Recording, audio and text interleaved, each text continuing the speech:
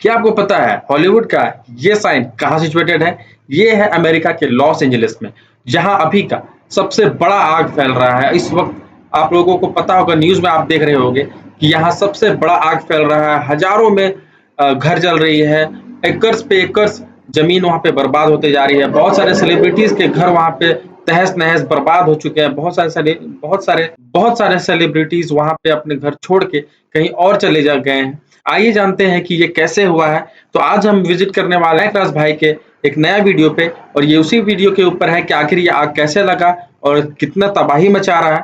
तो आइए देखते हैं इस वीडियो को, स्टार्ट करते हैं। 7 जनवरी 2025 अमेरिका कैलिफोर्निया में लोकेटेड लॉस एंजलिस एक भयानक आग की चपेट में आता है और करीब 40,000 एकड़ जमीन को जलाकर राख कर देता है। इस आग में 24 लोगों की जान जाती है और करीब 12,000 स्ट्रक्चर, जिसमें residential areas, hotels, restaurant, school, museum, celebrities house, worship place सब कुछ जलकर तबाह हो जाता है। भयानक आग कैसे लगी, क्यों लगी, वजह कौन कौन सी थी और कितनी जगहों पर आग ने कितनी तबाही मचाई, ये सब जानते हैं आज की इस वीडियो में।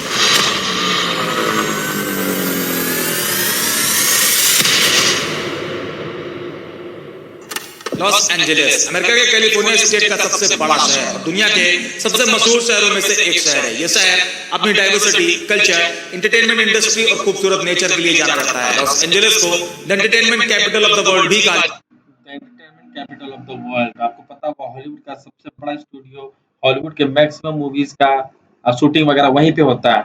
एक तरीके से देखा जाए तो हॉलीवुड का सबसे मेन सिटी, अमेरिका का जो हॉलीवुड का सिस्टम है, मतलब मूवीज वगैरह का, तो सबसे मेन सिटी आप इसको मान सकते हो। बहुत फेमस भी है।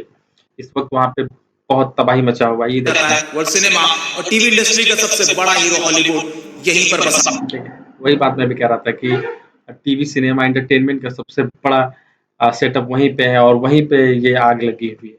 हुआ है। यहाँ पर दुनिया की सबसे बड़ी फिल्म स्टूडियो और प्रोडक्शन कंपनियां स्टैब्लिश की गई है। हॉलीवुड का ये साइन लॉस एंजलिस के लिए आइकॉनिक सिंबल बना हुआ है। लॉस एंजलिस में करीब 140 से ज्यादा अलग अलग देशों के लोग रहते हैं और यहाँ पर 224 लैंग्वेज बोली जाती है। यही वजह है, ये इसलिए है क्योंकि वो जगह इतना पॉपुलर है, क्योंकि वहाँ पे मूवीज वगैरह शूटिंग होता था। बहुत सारे अलग अलग कंट्रीज के लोग वहाँ पे जाते हैं फॉर वर्क, है ना, पर्पस ऑफ वर्क। वहाँ पे काम मिलता है बहुत सारे लोगों को, तो इसलिए उतने सारे कंट्रीज के लोग वहाँ पे, इवन कि आप हमारे कंट्री से भी ले लो या अपने नेबरिंग कंट्री से, अफ्रीकन कंट्री, यूरोपियन कंट्री, आप किसी भी कंट्री से ले लोगे, हर एक कंट्री के लोग लॉस एंजलिस पे रहते हैं। आप देखो ना, 224 लैंग्वेज वहाँ पे बोली जा रही है। तो आप समझ सकते हो कि दुनिया के किस किस कोने से वहाँ पे आकर के लोग रह रहे होंगे। इसे कल्चरल डाइवर्सिटी का शहर भी माना जाता है। अमेरिका के लिए लॉस एंजलिस सिलिकॉन वैली के बाद दूसरा सबसे बड़ा स्टार्टअप है, लेकिन ये सब कुछ 7 जनवरी के बाद बदल सा गया। लॉस एंजलिस के जंगलों में ऐसी आग भड़की कि उसने न सिर्फ जंगलों को जलाया बल्कि ग्रेटर लॉस एंजलिस के हाईली पॉपुलेटेड मेट्रोपॉलिटन एरिया, उसके आसपास के इलाकों को भी जलाकर तबाह कर दिया। कैलिफोर्निया के अंदर, जिसमें लॉस एंजलिस भी आता है, वहां पर बैक टू बैक 6 अलग अलग मेन एरियाज में आग भड़कना शुरू होती है। नंबर 1 पैलिसेड्स पैसिफिक तबाह कर दिया। कैलिफोर्निया के अंदर, जिसमें लॉस एंजलिस भी आता है, वहां पर बैक टू बैक 6 अलग अलग मेन एरियाज में आग भड़कना शुरू होती है। नंबर 1 पैलिसेड्स, तो यहीं से वो आग स्टार्ट हुआ था लगना, पैलिसेड्स से।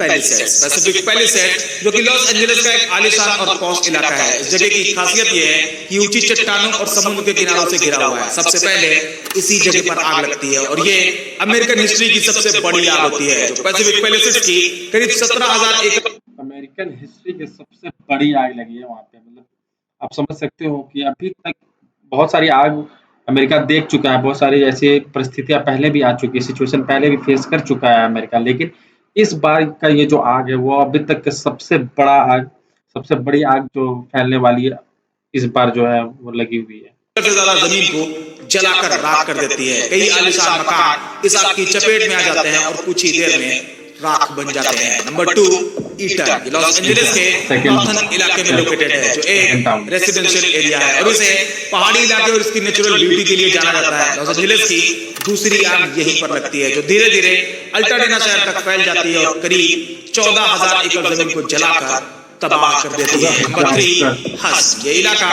लॉस एंजलिस के डायमंड रोड के आसपास लोकेटेड है और यहाँ पर उसी रात यानी 7 जनवरी को आग लगना शुरू होती है और तेजी से करीब 800 एकड़ जैसे बड़े इलाके में फैल जाती है। हालांकि यही एक इलाका है जहां फायर फाइटर्स आग पर काबू पाने में कुछ हद तक कामयाब होते हैं। Number 4, Lydia. लॉस एंजलिस के नॉर्थर्न एरिया में एक जगह है एक्टन, जो कि पहाड़ी इलाकों में लोकेटेड है और ये इलाका अपनी हरी भरी जमीन और नेचुरल ब्यूटी के लिए जाना जाता है। लॉस एंजलिस की आग अगले दिन यानी 8 जनवरी को दोपहर में भड़कना शुरू होती है और तेजी से लगभग 394 एकड़ जमीन को पूरी तरह से जलाकर खाक कर देती है। Number 5, sunset. यह आग हॉलीवुड हिल्स में लगती है, जो अपने खूबसूरत लोकेशन, फेमस हस्तियों के घर। हॉलीवुड हिल्स, ये जो है ना हॉलीवुड हिल्स, उसी में मतलब बहुत मशहूर फेमस एक्टर्स का जो घर है, हाउसेस है, अपार्टमेंट्स है या लग्जरियस विलाज, वो यहीं पे सिचुएटेड है। और यहाँ भी आग लग चुका है। लोग वहाँ पे भी अपने अपने सारे अपार्टमेंट, लग्जरियस हाउस को छोड़ करके कहीं और जा चुके हैं।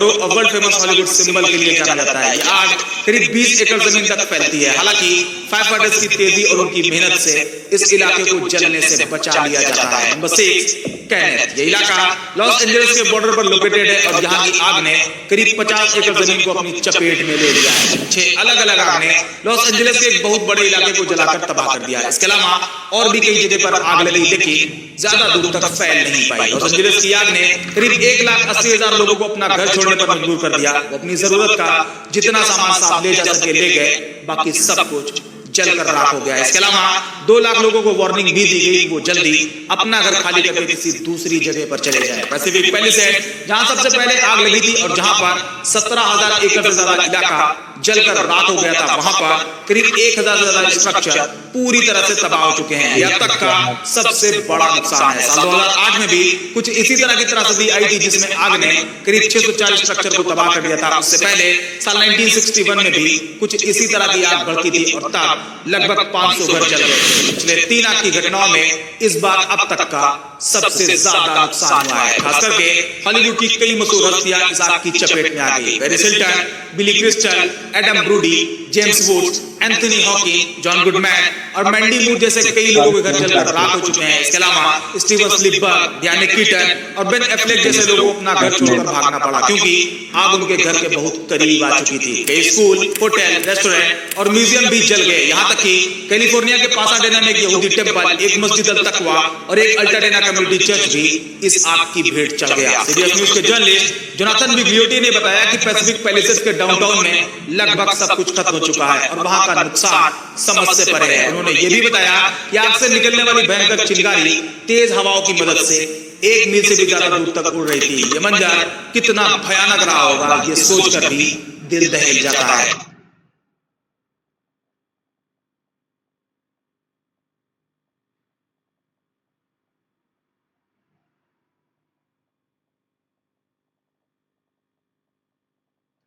ये तूफान पिछले डिकेड में आए सभी तूफानों में से सबसे भयंकर तूफान हो सकता है। साथ ही डिक्लेयर कर दिया जाता है। इसका मतलब कि अगर अमेरिका को इस आग की खबर थी तो उसने अपने लेवल पर इससे निपटने की तैयारी भी की थी, लेकिन कुदरत के कहर के आगे सारी तैयारियां फेल हो गई। ऐसी आग भड़की उसे कंट्रोल कर पाना अमेरिका जैसे हाईली टेक्नोलॉजी वाले देश के लिए भी नामुमकिन सा बन गया। अब तक आपने इतना तो समझ लिया कि आग कहां कहां लगी, कितना एरिया आग की चपेट में आया, कितना नुकसान हुआ, कितने स्ट्रक्चर तबाह हुए और किन किन सेलिब्रिटीज के घर जले। लेकिन अब सबसे इंपॉर्टेंट सवाल पर आते हैं, आखिर आग लगी क्यों, वजह क्या थी, कौन कौन से रीजन थे जो आग को इतना भड़का रहे थे। उसके पीछे कई रीजन है, आइए एक एक करके समझते हैं। नंबर 1 के आगे सारी तैयारियां फेल हो गई। ऐसी आग भड़की उसे कंट्रोल कर पाना अमेरिका जैसे हाईली टेक्नोलॉजी वाले देश के लिए भी नामुमकिन सा बन गया। अब तक आपने इतना तो समझ लिया कि आग कहां कहां लगी, कितना एरिया की चपेट में आया, कितना नुकसान हुआ,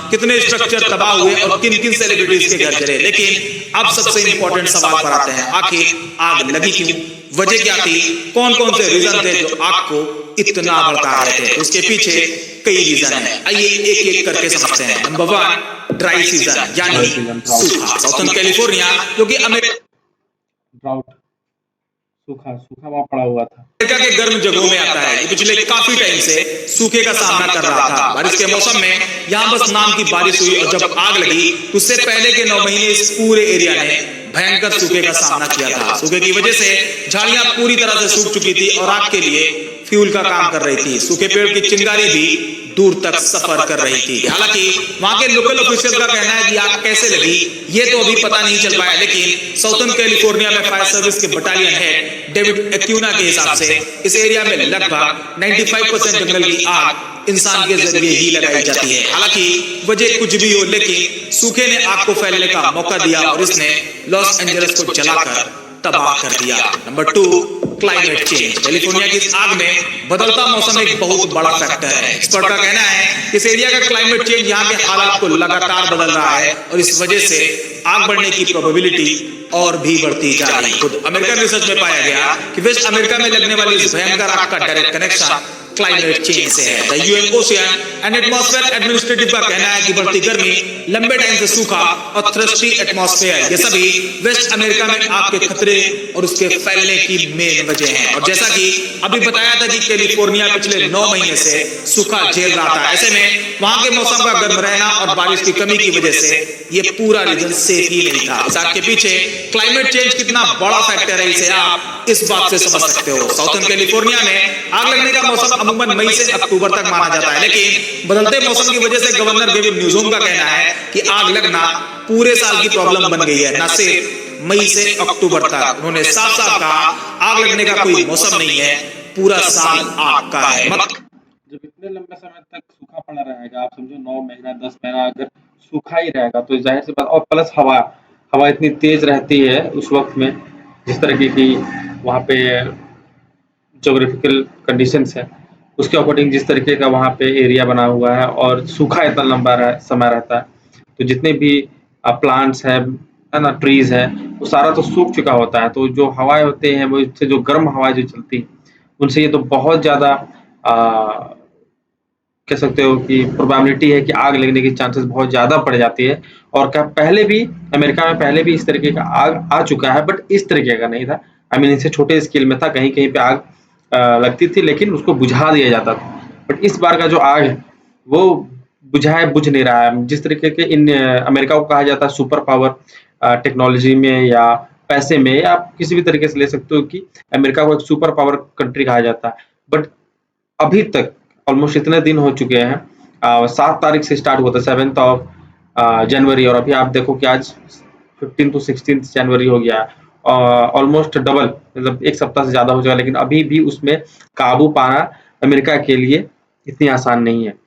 तो कहीं में ये जो नेचुरल कैलामिटीज़ है जिसमें ड्राउट है या आप नेचुरल क्लाइमेट चेंजेस जो आता है, वेदर चेंजेस आता है, या आप कह दो कि हवाएं जो चलती है, ये सब तो एक है, ये सब सारी चीज़ें तो एक जरिया है। लेकिन ये मैं एक क्वेश्चन इस पे ये भी उठाना चाहता हूँ कि कहीं ये अल्लाह की तरफ से अज़ाब तो नहीं है अमेरिकन वालों के लिए। जिस तरीके से उन्होंने हेल्प किया था इज़राइल को, जिस तरीके से बहुत सारे एम्यूनेशंस, बॉम्ब वगैरह जितने भी सप्लाई कर रहा था, यहाँ तक कि जितने भी लोगों को वहाँ पे डैमेज हो रहा था उनकी, जब हमास ने वहाँ पे हमला किया था तो उसमें जितने भी डैमेज हुआ था इज़राइल को, तो अमेरिका ही था जो उनको बहुत सारे पैसे सप्लाई करता था। एंड जो इज़राइल का बैक करना होता है ना, सपोर्ट करना, वो अमेरिका भरपूर कर रहा भी कर रहा था, ठीक है।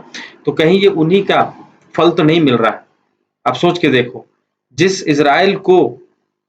पैलेस्टीन को इज़राइल इतने लंबे समय से दबा रहा है, दबा के खत्म कर दिया, वहां पे लोगों का रहना मुश्किल हो चुका है। आप वहां का हालात देखोगे, बच्चे, बूढ़े, बड़े बुजुर्ग, छोटे, सब, चाहे आप किसी की भी बात कर लो, वहां पे घर हो गया, स्कूल हो गया, किसी को वहां पे बख्शा नहीं जा रहा, हर चीज को तबाह बर्बाद कर दिया गया। और जितनी तबाही वहां पे हुई है, पूरे दुनिया के मुसलमान जब अल्लाह ताला से दुआ करते हैं, वहां के लिए पनाह मांगते हैं कि या अल्लाह उनको बख्श दे, उनको हिफाजत में रख, और जो इस तरीके से जुल्म कर रहे हैं इस्राइल पे, पैलेस्टीन वालों पे, जो इस तरीके से इस्राइल पैलेस्टीन पे जिस तरीके से जुल्म कर रहा है, उसका हिसाब कर, तो कहीं ये उसी का हिसाब तो नहीं है। आप जरा सोचो और गौर करो इस चीज को कि जिस तरीके का आग है, आप सोचो कितना पावरफुल कंट्री, जिसको कि सुपर पावर कहा जाता है पूरे वर्ल्ड में, ठीक है, वो कंट्री जिसके पास ढेरों टेक्नोलॉजी है, बहुत सारे पैसे हैं, बहुत कनेक्शंस है, हर कुछ है उसके पास, हर कुछ अवेलेबल है, पर फिर भी अभी तक इस आग को रोकना उसके बस की बात नहीं है।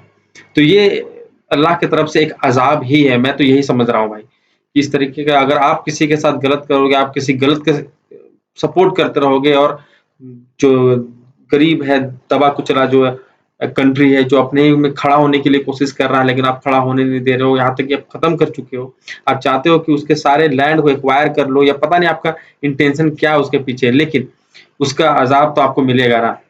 हम सब तो नहीं दे पाएँगे, हम इंसान मामूली इंसान हैं, लेकिन ऊपर वाले से अल्लाह सब कैसे बचोगे। तो ख़ैर आज के लिए यही वीडियो था। मिलते हैं नेक्स्ट वीडियो में। टिल देन अल्लाह हाफ़िज़।